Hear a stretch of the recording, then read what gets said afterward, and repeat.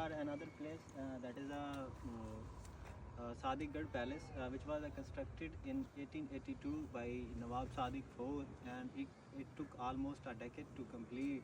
And there was a revenue of 1.5 million, and it is comprised on 120 rooms, and it is a 3-story building, and it has 2 hydraulic elevators.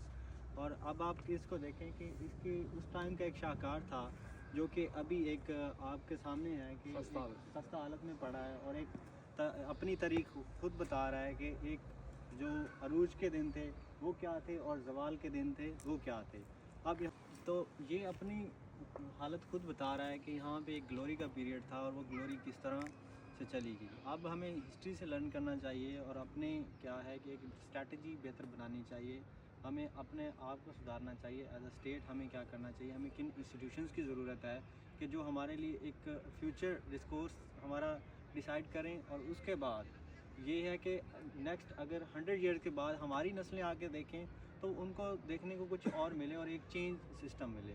तो अब मैं बढ़ना चाहूँगा doctor Shahryar साहब की तरफ, वो अपने इस पर व्यूज़ देंगे कि वो क्या कहते हैं। जी बिल्कुल इसी तरह से बहुत ज़्यादा ये खस्ता हाली का जो है वो शिकार है, लेकिन ये कि इसको हम मल्टीपल इकोनॉमिक पर्पसेस के लिए हम यूज़ कर सकते हैं। लाइक फॉर एग्जांपल इसके अंदर हम कोई मार्की का सेटअप बना सकते हैं, अंदर रेस्टोरेंट के अंदर जो है इसको तब्दील कर सकते हैं, इसको हॉस्पिटल के अंदर तब्दील कर सकते हैं। इतने तो इसके अंदर जो है वो कमरे हैं, तो इससे हमारा जो है वो रेवेन्यू भी जो है वो जनरेट जो है वो हो सकता है। इनफैक्ट इंडियन जो स्टेट है राजस्थान, वहाँ पर मल्टीपल किले जो है वो मौजूद हैं, लेकिन उन्होंने इसी तरह से वहाँ पर रेस्टोरेंट के अंदर उनको चेंज किया हुआ है। इनफैक्ट बहुत से जो पब्लिक ऑफिस है वो उसके अंदर जो है वो मौजूद है। बिल्कुल इस पाकिस्तान के अंदर जितने पैलेसेस है ना, मेरे ख्याल में ये one of the most beautiful palaces है।